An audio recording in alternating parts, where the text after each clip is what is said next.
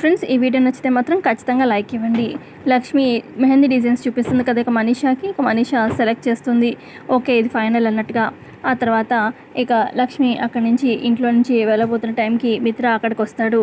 ఇక లక్ష్మి మరి ఏదో తట్టుకొని పడబోతున్న టైంలో కరెక్ట్గా మిత్ర వచ్చి లక్ష్మిని పట్టుకుంటాడనమాట.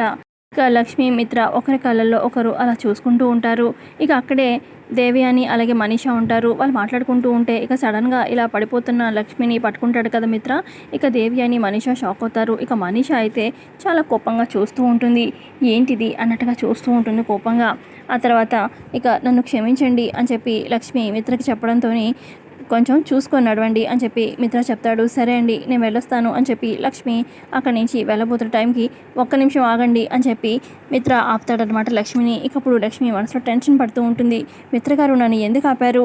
కొంపతీసి నేనెవరో తెలిసిపోయింది ఆయనకి. పక్క మిత్ర ఆపిన లక్ష్మి దగ్గరికి నడుచుకుంటూ వస్తూ ఉంటాడు. ఇక లక్ష్మి ఏమో చాలా కంగారులో ఉంటుంది.